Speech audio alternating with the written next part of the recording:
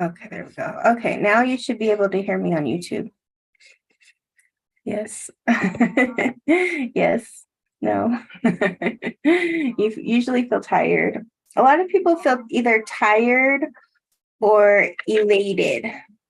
There's like you can't sleep. This is a super full moon. So a lot of times with the super full moon, we can also feel really wired and just, pumped up, full of energy. Oh, good. You can hear me on YouTube now? Oh, good. Sorry about that. For some reason, I'm having some sound issues. Okay, now you should be able to hear me on YouTube. See how I have sound issues? Yes. Okay, maybe. But I feel tired. A lot of people. Okay, there it is.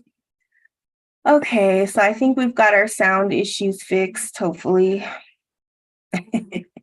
Okay. All right. So happy full moon. Today we're going to talk about ancestors.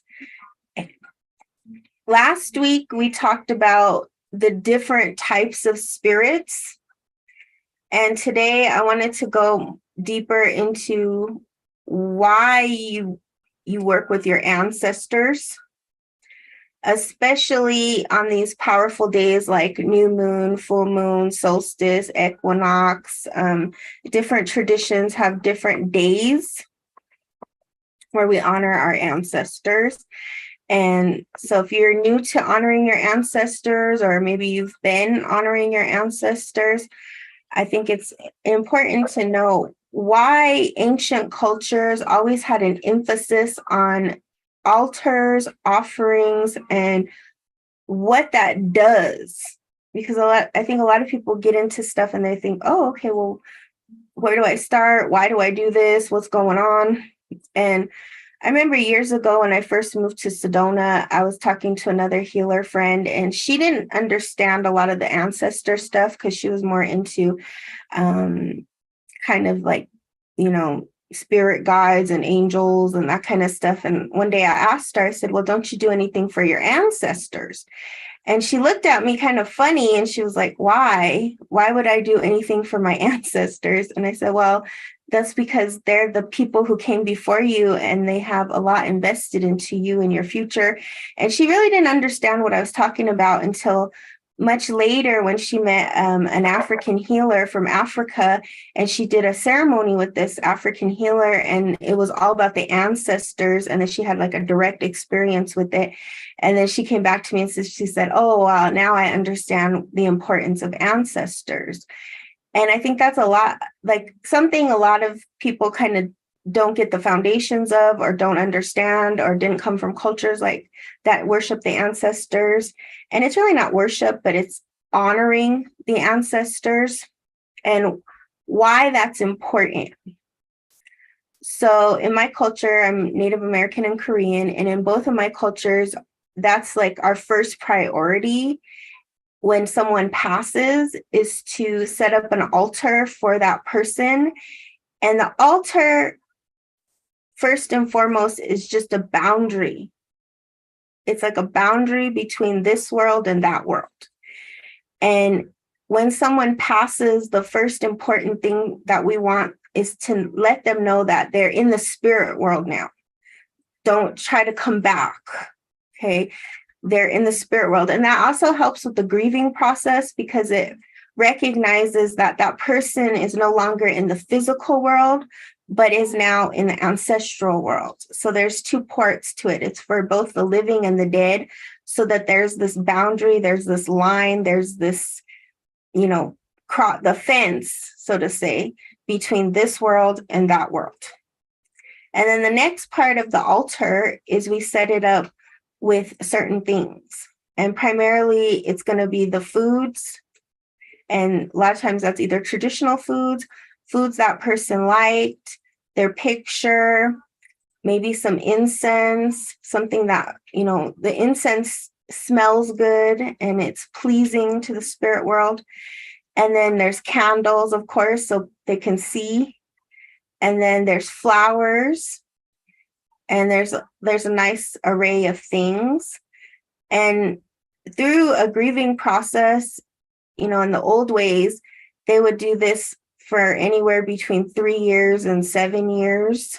And there would be certain dates, especially like birth dates, death dates, anniversaries, important holidays.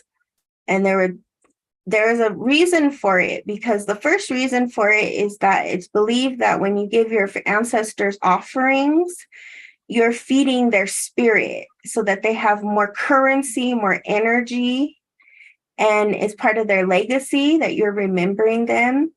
And then there's also the idea that when you feed your ancestors, you're feeding your descendants, you're feeding the future lines, because when you feed your ancestors, they feed you. And then there's like this reciprocity that happens when we do that. And there's also ancestral money. I did a video on ancestral money, and why we do that is to give spiritual currency to our ancestors. Because just as we need food and energy and currency in this lifetime, they also need those things in the afterlife, in the spirit world. And you'll notice that cultures that still practice ancestral rites, they don't have certain problems like we do here in the West, where we don't practice these things. And, if you ever go to any Chinese restaurant, Asian restaurant or something, you'll notice that they have something set up for their ancestors, something set up for Buddha or whatever masters they work with, ascended masters or spirits. And there's a reason for that, because it's believed that the ancestors is where we get our blessings from.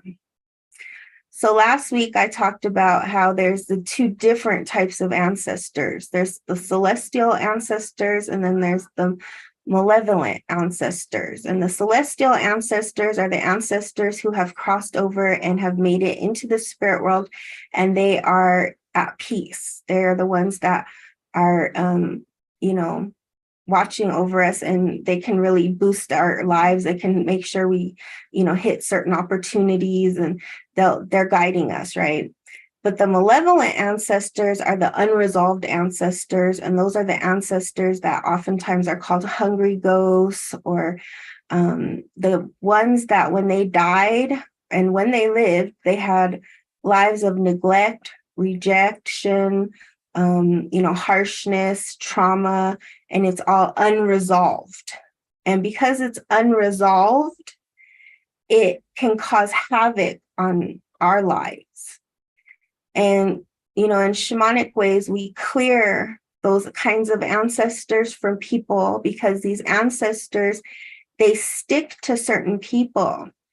And when they stick to you, you're going to have problems like addiction, alcoholism, drug addictions, sex addictions, gambling.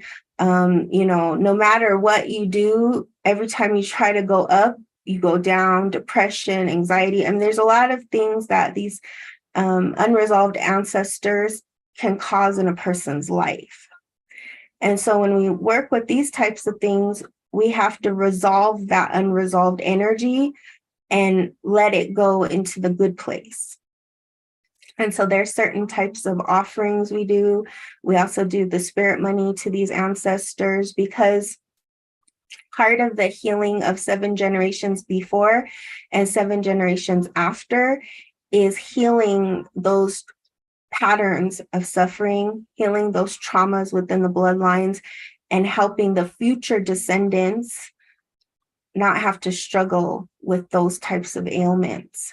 And so when we look at, the cosmology of shamanism, it's that everything is a spiritual disease. And the remedy to the spiritual is through resolving the unresolved within a bloodline. And so what I call America, mostly here in the West, is a lot of us have dry lineages, because in the ancient times and still in traditional societies, you will have usually at least one person in your family who's responsible for feeding your ancestors. And they do this, on a regular basis. And it's usually the eldest of the family, the eldest male, sometimes the eldest female, the direct family members. Like if your mother, father, somebody died, then it would be like the eldest of the family who held that responsibility. So like even in Korean society, it's the eldest male. And a lot of times women don't want to marry the eldest male of a family because there's so much responsibility associated with being the eldest, because the eldest has to gather everybody for these certain holidays, do these rituals, do these ceremonies, do all these things. And it's a lot of work. Altar work and offerings is not done easily because the belief is that you have to provide your real effort, your real, your heart, and you have to get certain types of foods and you prepare it, right? In this modern time, I always just recommend if you can do a spirit plate, because I know a lot of people say, well, things are really expensive right now. And, what can I offer? And how do I offer it? And what do I do with the food afterwards? And all this kind of stuff. But, even if you have one bowl and you drink your water and then you drink, you give it to your spirits, to your ancestors, that's a part of it. That's something that you can do, because it's not about how much or how often you do it. It's just getting into a practice of doing it. And then the next question I always get is, well, what do you get from that? What will happen when you start feeding your ancestors? Well, it's different for everybody. But the first thing you should start to understand is that you start to live with synchronicity. You start to see things lining up more. You start to have more peace, or things just start going smoother. And that's the whole purpose of the ancestor altar, is that while you're feeding your ancestors, your bloodline, you're healing these traumas within your lineage, your life starts to improve. It starts to get better. You start to understand that there are bigger forces in your life that are helping you, that are guiding you, that are healing you, that are operating in your favor.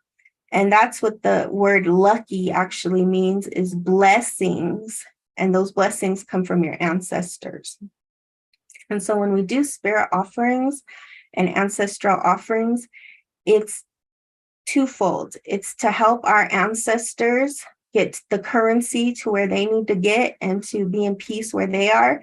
And then it also brings peace and blessings and happiness to us and our future generations. And that's why, like, especially in Asian culture, when we do when we're going, like, say you're opening a business, or you're moving into a new house, or your son or daughter is about to do a big test or something, they always will give an offering to the ancestors and pray to the ancestors and ask them to make things go smoothly, help us to make it go smoothly. But in the same respect, it's not that you do these offerings to get something. I think that's the hardest part, is like, we want the blessings, of course, and we hope we get the blessings, but we're not attached to those blessings. We're not like, oh, if you do this, then I'll do this. It's not a tit for tat. It's not this for that. It's an honoring. It's an honoring, because in the same respect that you're honoring your ancestors, you're honoring yourself. You're honoring your journey. You're honoring where you've been, what you've been through, and all the ways that spirit is working in and through you. And so that's kind of the importance of the ancestors and the ancestor offerings. And for this full moon, what I was talking about in my newsletter is that this is the opportunity to finish old business. So if there's something in your life right now that you're like, oh, I got to do it, but I don't want to do it, or something's pressing you to finish, it's the finishing time. This supermoon is really pushing us to look at the places and spaces that we've been neglecting in our lives and finish what we started, make those plans to go forward, look at your life and say, oh, okay, I need to go this way. I need to do this. Make those necessary changes now so that the rest of the summer can go good. And what I recommend also, if you can this week, is do a spirit offering, do an ancestor offering, and ask your ancestors to help you finish all these things, to help you, get clarity and direction on your path, and to let go of the things that really have no space in your life anymore. And it's a powerful time. This is a powerful moon. It's an interesting moon because it's on a Monday, and I think the next new moon we're going to have is also on a Monday.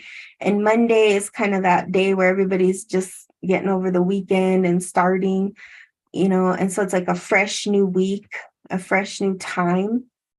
And then, it's a place where you can really start thinking about your future and laying those seeds.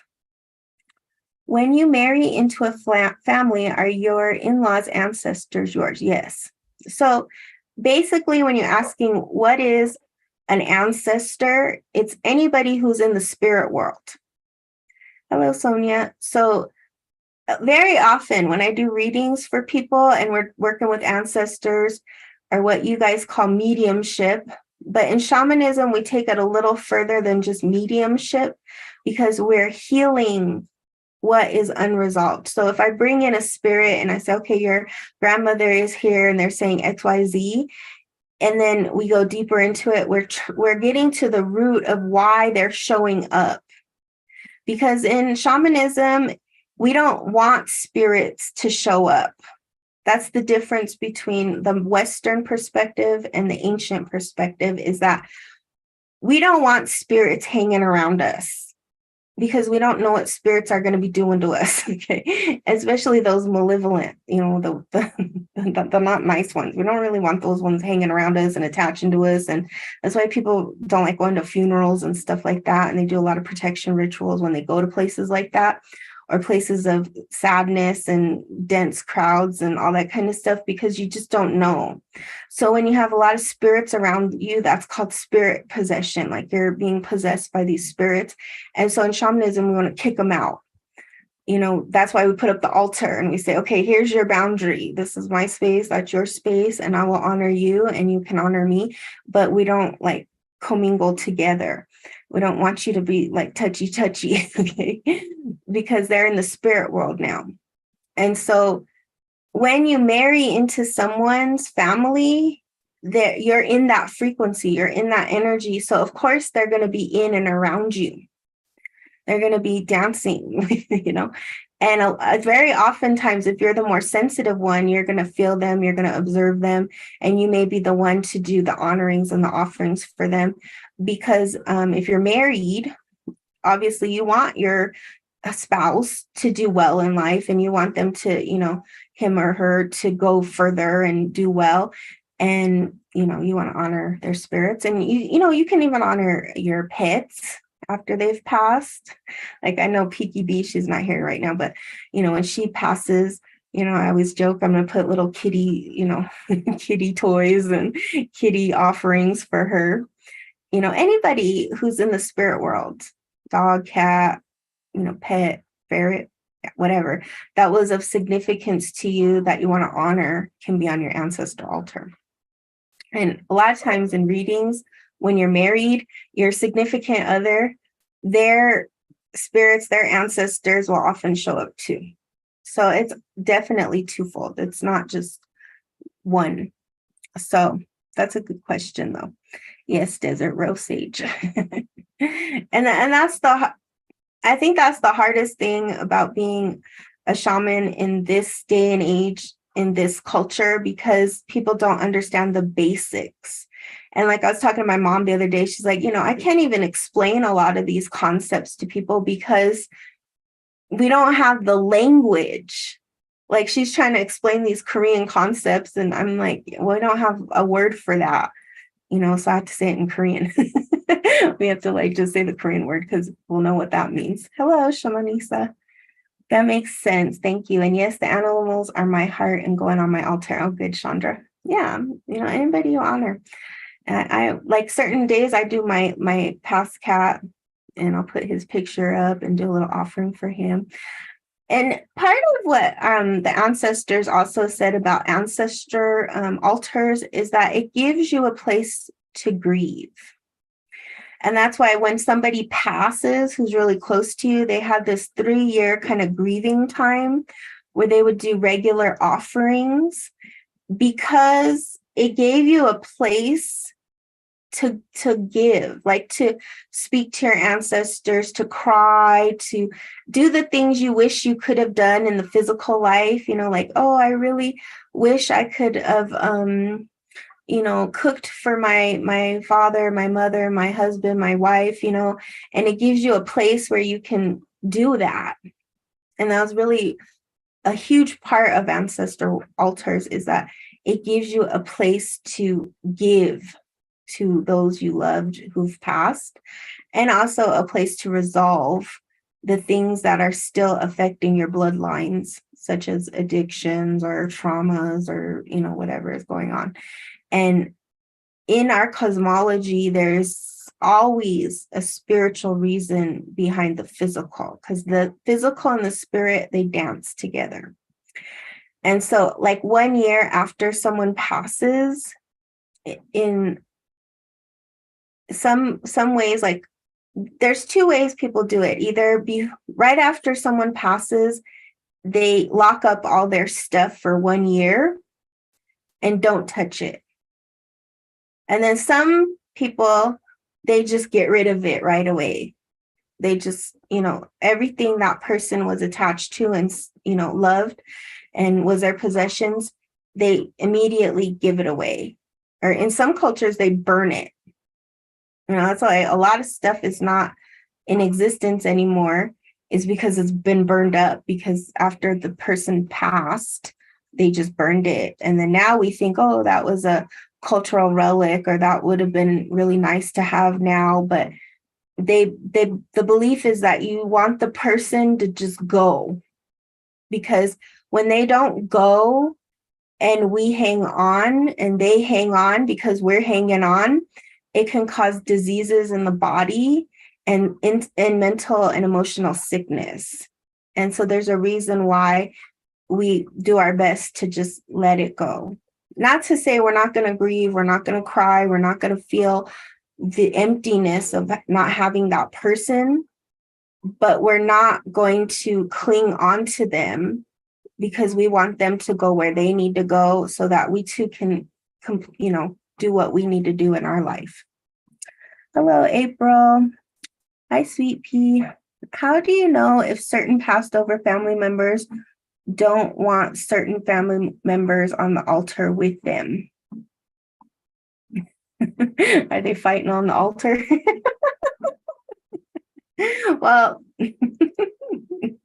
I kind of thought of that, because, when I do my ancestor altars, like, some of the family members didn't get along in the physical life.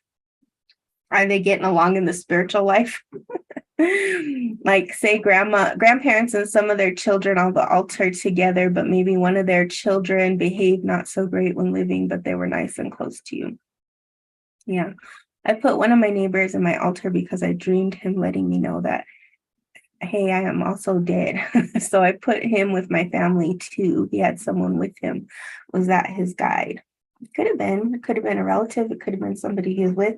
But see, that's a perfect example, Marlene, of how you would know to do an altar. Like, say you have a dream of an ancestor or a neighbor or somebody who passed away, right? And they showed up and they looked hungry, or they looked real skinny, or they looked old, and they didn't look good. Then you can put out some offerings for them and help them, because what that's meaning is they're spiritually depleted. They need some currency, and they're coming to you for some juice, like some love, like, please help me. And you might be the more sensitive person amongst everybody they know who would get the message and know what to do, because a lot of people see that stuff and they're just like, oh, what was that? It was a weird dream, and it was a nightmare, it was this, and they don't associate that with, my gosh, maybe that person is suffering somehow in the spirit world, and I should feed them, I should honor them, because nobody's doing that. So that's one of the telltale signs that for sure somebody needs offerings. is that. But going back to Sweet Pea's question about, what if they don't get along? Usually in the spirit world, that's not an issue. But if you're concerned about it, you can put them on different tables or different places. Some even deities, like some spirits that you work with don't like to be on the altar with other spirits. That's why it's not really good to mix the spirits too. Like, if this spirit is like, I don't want to be on my own altar. And those are usually kind of underworld spirits or deities that, people ask favors for and stuff like that. But some certain spirits even don't like to be on the altars with others. So that kind of stuff comes with time, practice, and understanding. And something will go wrong. That's how you really know something is not right, is a candle will burn, your altar will burn up, like something will go wrong. And sometimes it goes really wrong. And then you learn from that experience. And that's why I always encourage people to start with the most simple and build and do one thing at a time. Don't just put everything together, because there is also a science to it. There's also time, practice, and taking it one step at a time, because you don't want to mess with the spirit world. The spirit world will chew you up and spit you out. I put one of my neighbors in my altar. Okay, the neighbor, sorry. Hi, Blissful Oracle. Now I do have one grandmother from one side on a different side than the other side of the family. Yeah, that's good. Just kind of, see what works best. And you'll know what works best because of the results that you get. With ancestor work, you should have some type of result. Okay, there was a question here. Let's see. Hi, Pomo Weaver Society. Hello. What type of protection can be used for hungry ghosts? The best thing for hungry ghosts, you can do protections, but those are actually just band-aids. Eventually, that you got to get rid of that hungry ghost. And the only way to do that is through identifying who the hungry ghost is. And that's what an ancestral ceremony will do. I do those types of ceremonies where we will go in and we'll see who is actually making your lineage funky, like who is bothering you. And then we do offerings. That's the first level. You do offerings and you have to find out what that person liked. Like if they're a heavy drinker, we're going to give them alcohol. We're going to give them, love. We're going to give them encouragement. We're going to give them, spiritual nurturing. It's nurturance. You're going to give them what they didn't have in life, because a hungry ghost is hungry for love. And then you're going to find out why they're sticking around. What is it that is keeping them here? And what can you do to help them to resolve that so that they can go forward? And then that's the next work, is what we call extraction. We have to extract them from you. And then once we extract them from you, we send them to the good place. And then they will now become your greatest friend and ally. They'll become like another spirit guide. But they're like what I call your ride or die, because you help them heal and resolve and move forward. So now they're going to be like your best friend. And that's what we do for hungry ghosts. But the first thing you want to do with a hungry ghost is you want to, if you don't know who it is, then you can start doing offerings and it may reveal itself. One was thirsty and stressed. One of the ancestors, yeah. But I would say start with the simplest thing, do an offering. I was asking for water. Yes. Oh, that happened before. Yeah. Listen to a deceased person's music, brought him around. I knew came through TV, but didn't know. Yeah, that can happen too. Radios, TVs, electronics carry frequencies. And, that's why in those old movies, they always showed the black and white and it was, you know what I mean? It was because, and then the ghosts were coming through or whatever, because it's a frequency, it's a technology, it's a tuning. That's how they can come in and through. And now in this modern day, it's through the 5G and 7G and 10G and all this new technology is coming. You didn't know music did that. Yeah, music can do that. Music, it really depends on how sensitive you are to Desert Rose. You must be very sensitive. Some people, they had a tough stomach and I don't say nothing. I don't know nothing. Don't stick to me. But when you're sensitive, that's what they call like the black sheep of the family, or the person who's the healer of the family, or the empath of the family. That's who the spirits hang around. And that's why empaths and sensitives and healers have to be extra careful about where they go, who they're around, staying away from bars and those low frequency places where these types of spirits hang out.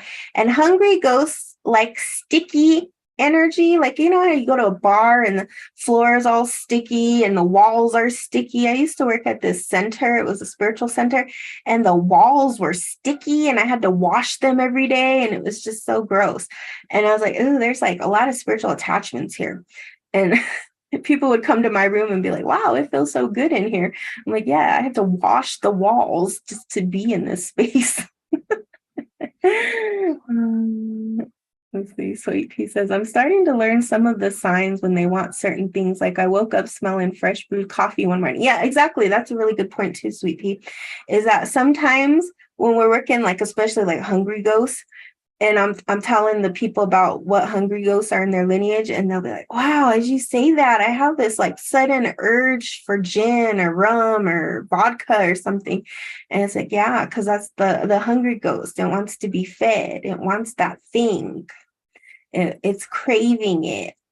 So give it to them, because then they won't bother you. They'll leave you alone.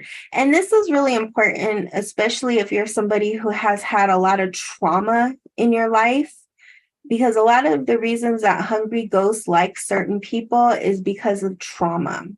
Like if you have a trauma, even like you broke a leg or an arm or something, it's now created a spiritual hole. And unless you do the work to heal that hole, very easily things can come in and through. And this is why it's really important to understand what spirit is, the different types of spirits, and what to be aware of. So especially if you're a sensitive, if you're an empath, if you're somebody who is, very, connected, those are the things you want to watch out for.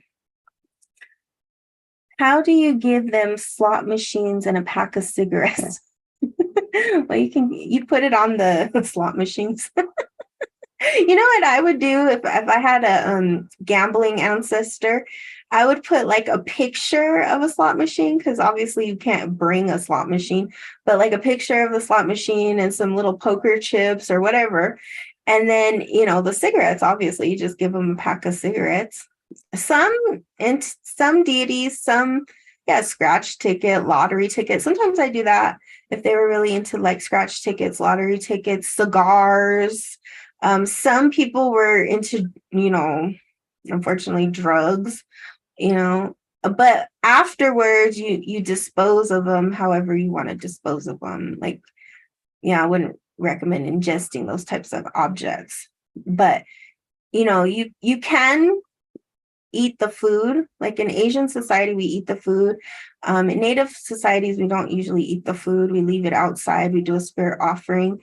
But when you clean everything up, just make sure you clean it really nice and good, and have like a specific box or something that you put those items in and cover it, and then put it away somewhere where it won't be disturbed. Because when you start doing ancestor altars or any type of altar work, if you're not going to leave it up, if you're going to travel, or if you're, going to, clear it off after new moon, full moons and certain times, then you want to put it away and make sure it's safe and, and tidy somewhere.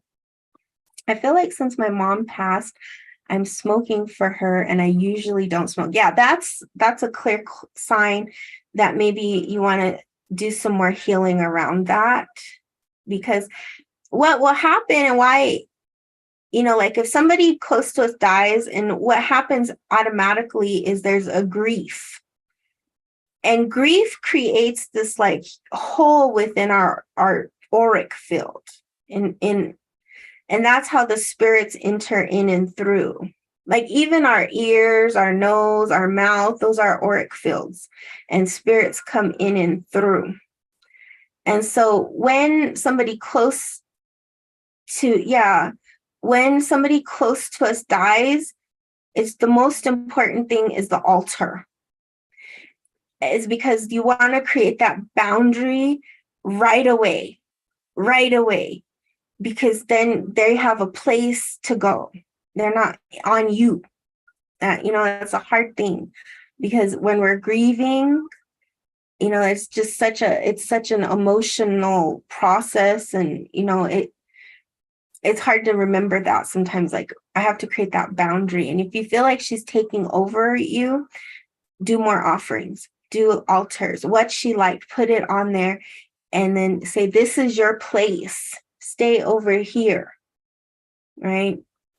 Stay over here. And then if you feel like she's still hanging around and you're smoking and you're drinking or you're gambling or whatever, things that you never did before that she did often, you want to ask, and this depends on how connected you are, but you want to ask, why is she still hanging around? What does she need resolved for her to go into the afterlife? What is it that you can do to help her resolve whatever issue it was? And this usually happens when people die suddenly, unexpectedly, or with some kind of vengeance, or they want something, they want to finish something. And when we can identify what it is, they will go. They'll go, and we can send them off in the good place. We can send them off in the good way and to the good place. So would you just put cigarettes on their altar? Yeah, you just put cigarettes on their altar. And, some people actually like burn them and blow it on their pictures. That might be one way. You just blow it on their pictures. You can just leave them out. You know exactly what it is. Well, I would recommend working with that. This is for perfect full moon to work on that, because this is the finishing old business full moon. That's what I'm calling this full moon. And that's part of old business, is these spirits, these hungry ghosts, these unresolved spirits. Because, even in the teachings of Buddha, he talks about doing this type of extraction work. He talks about resolving people in these lower hell realms, and working not just with physical people, but spiritual spirits who are stuck in different realms. I'm glad that person asked that, because I think that was happening to me, and I don't want to ingest certain things. Yeah, exactly. And so that's why we do Q&A. That's why I like doing this, because you can, get different, answers to questions that you probably were like, oh, I didn't even know to ask that, or how that was happening to me too. So much weight. Yes, boundaries. Yes, boundaries. Yeah. Boundaries with the spirits and boundaries with people are so important, and they go hand in hand. And usually if you don't have good boundaries with people, you don't have good boundaries with spirits easily. You don't usually speak. That's okay. You don't have to speak. But I'm glad that you did, because it helps somebody else. You have a powerful voice. Don't be afraid to share it. I did that, blow it on the pictures to give them, I guess, that taste. I don't know. What you could do is just, put it on tweezers. But, like some people have asthma or lung problems or all that stuff. And, you don't want to smoke it. You don't want to ingest that stuff. So you don't have to, but you can offer it. You can give it to them. And then what I would usually do if I'm offering cigarettes or cigars or something like that, I take it out of the paper, and then I just sprinkle it around the trees and stuff and give it as an offering to the earth. So kind of like you get more bang for your buck, so to say, is when you can take the altar offerings and then also give them to nature. Because when you do that, you're feeding the nature spirits, you're feeding the spirits of the land, and that's protection. Like somebody was asking about protection. That's one form of protection. Like say you have alcohol on your altar and you want to, you've done your rituals, you blessed it, you did your offerings, then you can go and spread it around your property, and now it's blessed and it has protection energy, and it's going to help you. Like even your car. A lot of people don't think of their car and the spirit their car possesses. And think about, your car has to roll over crud all day and get, go in and through potholes, especially here in Colorado. And it goes through so much in a day, especially the more you drive. So what we do before we go for a long drive or a trip or something, or, on new moon, full moons, you feed your car spirit, you feed your car. And how you do that is you take some alcohol or even some water, because a lot of people are against alcohol use. You can do some water, and then you pour it, on the cars, and give gratitude and thanks and give an offering and say, this is for you, because you do so much for me in this life. And I'm so grateful for you, and that you get me from A to B to C to D. And I want to offer you something.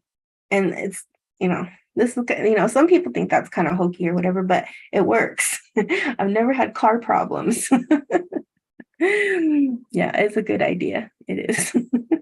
It's a good idea, But the thing, okay, about the nature spirits, when you're feeding the nature spirits, that you have to remember is try not to let domestic animals like your dog and cat eat the offering. It's not for them. It's for the nature spirits. So you put the offerings out, and, a squirrel or a wild animal, they can eat it, but we're not trying to have the domestic animals eat it. There's a difference between the domestic and the wild animals. Like the other day, I was doing some offerings with walnuts, and I put that thing down. It was gone. Those squirrels got it. Gone. And so sometimes with the nature stuff, we have to go further out into actual nature and put that, out for them. They speak sometimes, ask for oil and got on recording, not trying to. My van is vocal, but SUV isn't. Okay, good. I thought squirrels might take it. Yeah, squirrels will take it. The squirrels will take it, and that's okay because they're the wildlife, but we try to give it to the wild, to the spirits of the nature. And if they eat it, great. And the bigger the offering, like if you're really going through some tumultuous times, or you need some help, or you need some guidance, sometimes meat is actually really good. You love going into nature, so healing. Of course, you're sensitive. We all do. That's like something we crave is animals, nature, time alone. I was talking to my mechanic the other day, and he's like, for 4th of July, I don't want to see anybody. I don't want to be around anybody. I just want to be by myself. And I was like, man, you are an empath, aren't you? I love going into nature, so healing. Happy full moon, Nikisha. How are you tonight? I just cut both my daughter's hair. We wait for the full moon. Oh yeah, it's a good time to cut, especially this full moon, because we're finishing old business. So that hair was some old business, huh? 100% nature, time alone, and animals. Yeah. That's like the empath crew. The reason you don't meet empaths is because they're by themselves in nature with the animals. With the sign that says, don't bother me. That's a joke. You smudge your whole car inside and out, and just like I do a house, but I didn't think to give it water too. Yeah, I know. So we don't think to offer things like that to our car, but we do it, especially if we're going to go on a long distance trip and we're like, okay, it's just me and you, car.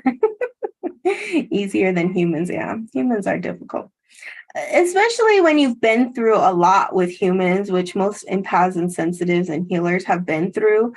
You've been through a lot with people, and you need a recharge, and what recharges you is nature, time alone, animals, beautiful things, hobby, art, all this stuff. And it's really important for empaths and sensitives and spiritual people to have those things. It's not even a luxury, it's a necessity. So if you're sensitive, you have to remember that. And then own your boundaries around that and be like, okay, I've had enough with people today. I'm going to go recharge with nature, with my cats, with my dogs, with horses, with whatever. Like, that's why I go to the butterfly pavilion often too. I need the butterflies around me. So one of the offerings and rituals that I was recommending in my newsletter this week is to do an offering of water. So to get a water bowl and think about what it is right now in your life that you're ready to just really release, to finish, to complete. Maybe you're working on a book or a project, or you're finishing something. It could be like anything, taxes, legal matters, things that you've been kind of putting off, that you're like, oh, okay, it's really time to look at this and I need to finish this. And think about, adding some crystals or some herbs or, oils, whatever. Even you don't have to add anything. If you just want to work with the water and put your intention and your blessings into it. So think about, you can go outside with the full moon and think about, what it is you're releasing, you're letting go of, and that you're going to give back to the earth. And then you want to sit with that bowl, and you can also put it on your altar if you have an altar. And then you want to think about it, and you want to ask the spirit world to help you, to help, have your ancestors help you with this.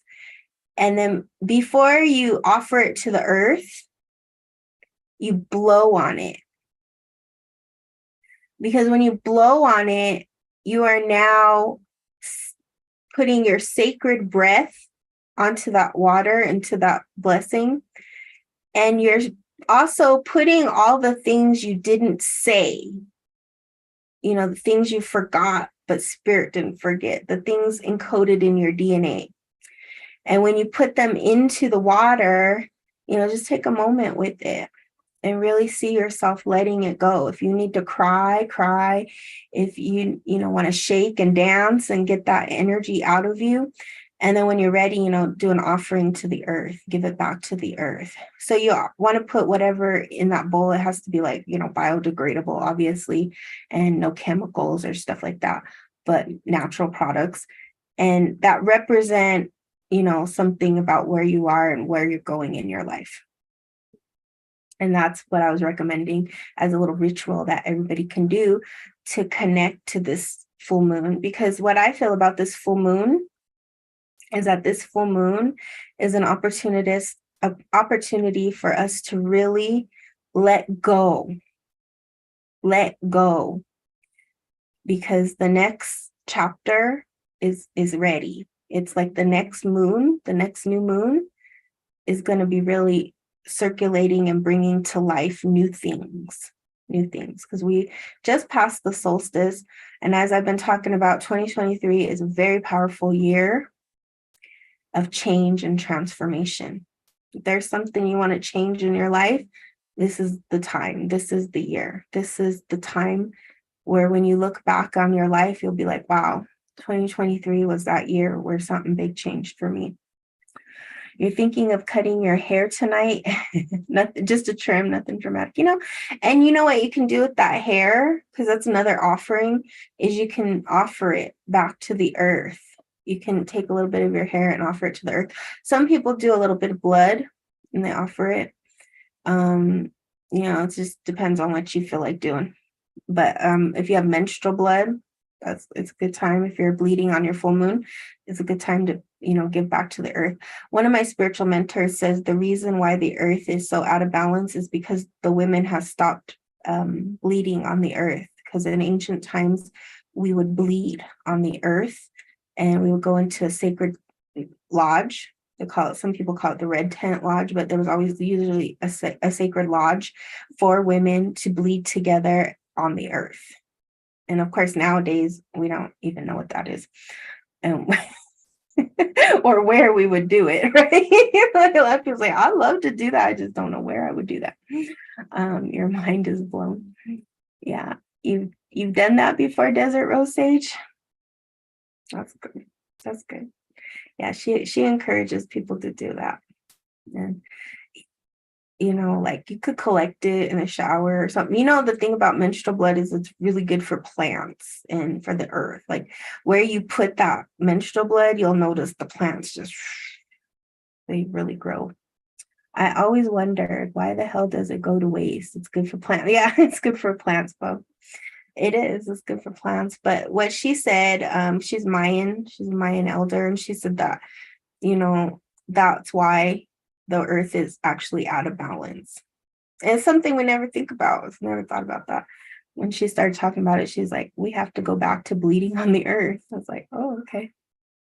And now I think it's starting to come back into consciousness. It's starting to come back because the divine feminine, the ancient mother, she's rising. And as she rises, we're going to see this like explosion of feminine energy and magic. You know, in the Toltec and the Tonopoali, we call it the Malinali, the medicine woman. She's returning back to the earth. And that's why you're seeing this explosion of spirituality happening, you know, where people are actually leaving religion and coming to spirituality. They're going back to the natures, nature spirits, nature teachings, nature magic, because we're returning back to the earth and the feminine ways and balancing the feminine with the masculine. Yes, we are. Oh, wow. I didn't know that. Cool how connected we are to nature. Yeah. It's pretty incredible when you start learning about the ancient practices and the ancient ways we are connected to our Mother Earth. It's really incredible. It's really, and the practices and how simple they are. You know, you don't have to spend any money. You don't have to go anywhere. You don't have to do anything special or significant, but it just comes from the heart. It's an offering. You know, like even certain times you can offer your toenails, your nail clippings, you know, even parts of yourself, because you're giving it back to the mother and you're kind of leaving your imprint on the earth. You're leaving your DNA, your cellular memories, your everything, because think about all the stuff that's connected to your hair, all the stuff that's connected to your nails, all these memories, all that stuff. I had a Charlie horse all over my body Friday night. Don't know if I was dehydrated or sensitive. Yes. I could have been dehydrated a little. But you're also saying that you're kind of feeling your mom a lot. And sometimes when we have like Charlie horses or things like fatigue, unexplained, like if it's totally unexplained, it could be like a spiritual thing. So you want to watch that and see if it comes and goes, if it becomes a reoccurring thing, if it's just a one-time thing, you know, just kind of monitor that, because in your body, you have spiritual things, spiritual attachments too. She had lupus, real bad arthritis. Yep. Was attuned to Reiki, said I was connected to Pachamama. Can't find info about her. Do you know? Pachamama is the ancient word for like the South American word for the mother, the grandmother, ancient mother. That's what we call, like what they call in Europe, Gaia. That's Pachamama. Pachamama is the mother who mothers everyone. It's the grandmother. That's why my name is SongBirdGrandMother. I work with the grandmother, and it's beyond what we know as just Mother Earth. It's the spirit of Mother Earth. It's the grandmother who's been here from the beginning of time. Yeah, any sources about her? There's, you know, I would look into like anything like from Peru or South America, because that's what they call her. She had lupus. But if your mother had lupus and all that stuff, and you know why she's sticking around and stuff, start with an ancestor altar. Start by giving her what she wants and resolving that. And then see, because once you start resolving it and once she can pass over and she can go, what will end up happening is all that stuff goes away and you find more peace and love. What is that guy's name who teaches about Pachamama? I'm not sure. There's a lot of people who teach about Pachamama. Pachamama, when you start looking into it, you're going to find a lot of resources, but you have to look in South America. You have to look like Peru or Brazil or those kind of ancient indigenous. There's a guy in Instagram. I'm sure there's a lot of them. When I visit my family, I get home, I'm exhausted and my whole body hurts and I fall asleep for a few hours when I wake up. Yeah, I wake up, I feel a hangover. Yeah, ain't that fun? That's because you're sensitive. And so when you go and you hang out with your family, you have to put up a lot of, you know, like boundaries, spiritual, emotional, physical, psychological. Don't let them zap your energy. Because what happens a lot of times is when you're an empath, people are feeding off your energy and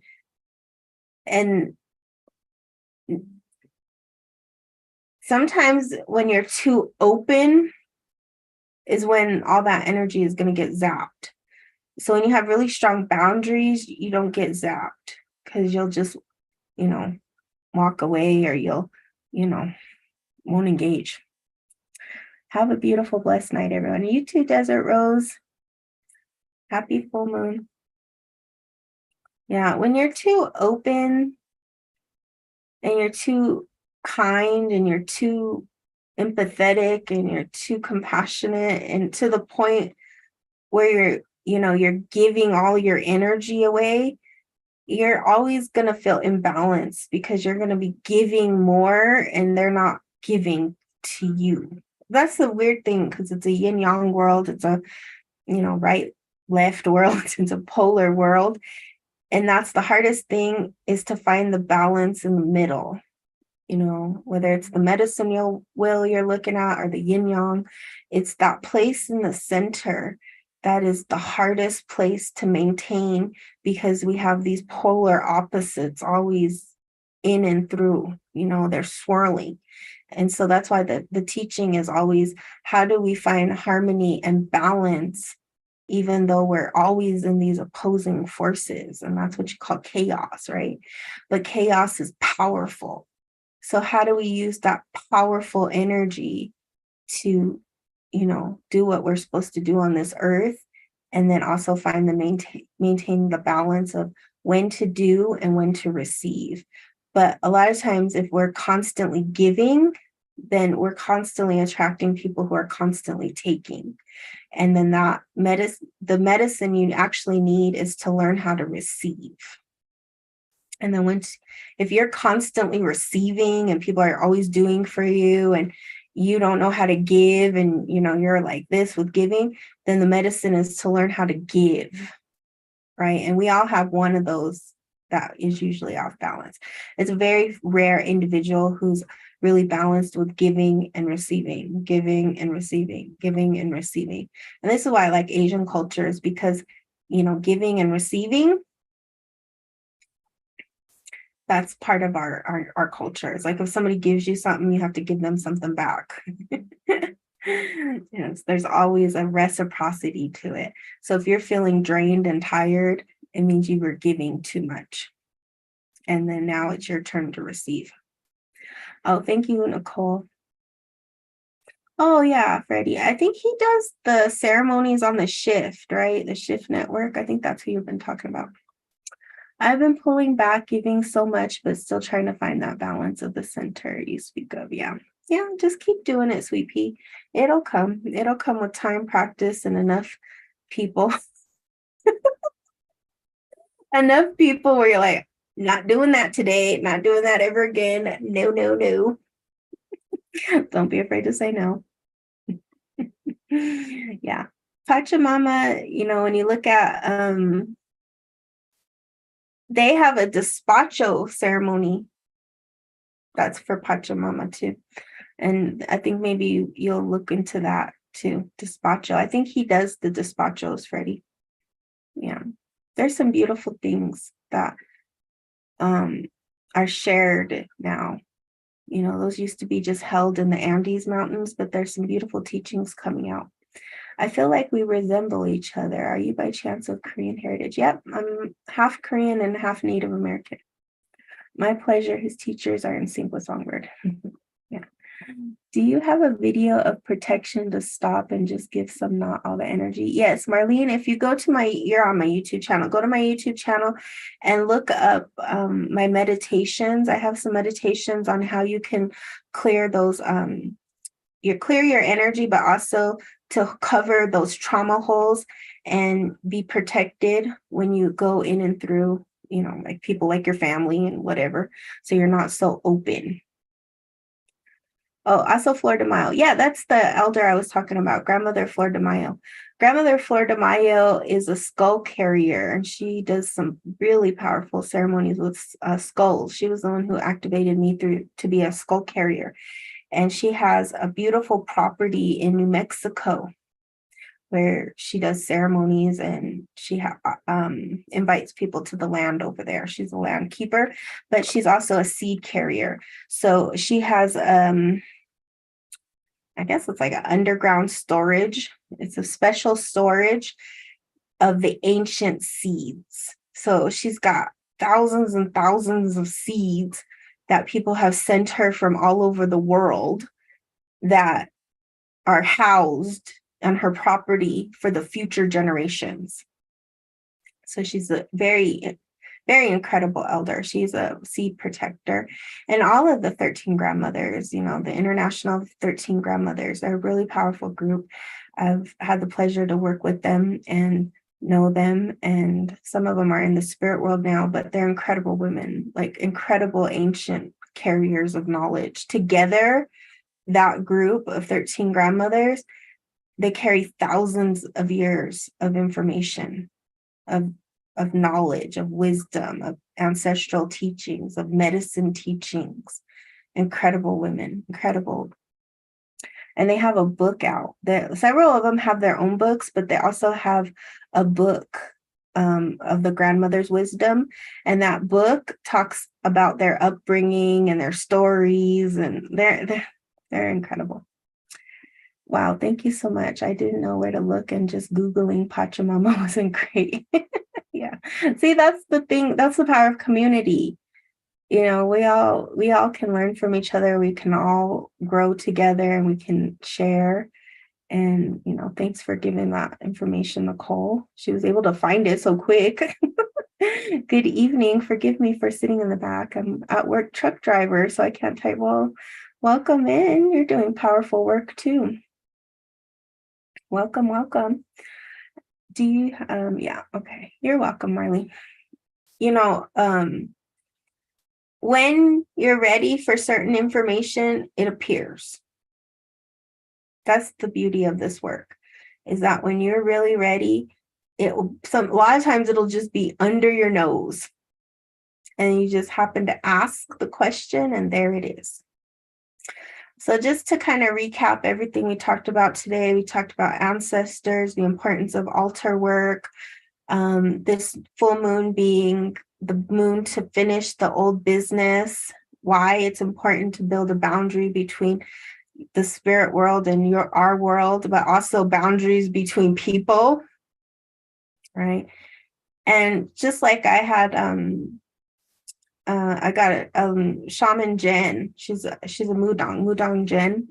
I have her newsletter, and I just had her email earlier, and she sent out a really big, beautiful email saying, that the reminder is that we are the altar, and that's something I've always remembered and reflected on in my own journey, is that the physical altar is really just a representation of our altar, ourself, and how important it is to take care of ourself and love ourselves, and treat ourselves good, and listen to our intuition, and remember that even if you can't do a physical altar, you are the altar. So take really good care of yourself. Listen to your intuition. Listen to the spirit world. Resolve those hungry ghosts and those traumas within your lineage. And remember that, you're here for a sacred reason, a sacred purpose. And nobody is better or higher or, lower. We're all in a sacred circle. That's the matriarch. That's the ancient way, is that we're all here in community for a sacred reason and purpose. And everybody is needed in this circle, no matter their condition they're currently in. No matter if you drink, you smoke, you this, you that, you have a sacred reason and purpose. And when you heal the unresolved issues, that purpose rises, and then it helps and it serves others. And so one of the most important things to remember, especially empaths, healers, and people who are sensitive and doing the work to heal their lineage, is to remember that you have to take good care of yourself. That's like one of the most important things. And I think in this modern age, most people, especially women, a lot of times that goes to the back burner, is to take care of yourself, to love yourself, to accept yourself, to not be so hard on yourself, and to remember that you're here for a sacred purpose and a sacred reason, and that there are no accidents. We're all here for a divine reason. You eat better when you start at altar work. Ain't that something? That's what the altar work will do. It will help you take good care of yourself. Well, thank you so much for joining me today, everybody. If you'd like to join on the replay and watch, if you joined in late, you can go to my YouTube channel. I also have my new newsletter out, so you can watch that. I'm not watch it, subscribe to it. I'm starting to fade, guys. All right. Thank you so much. Until we meet again, many blessings.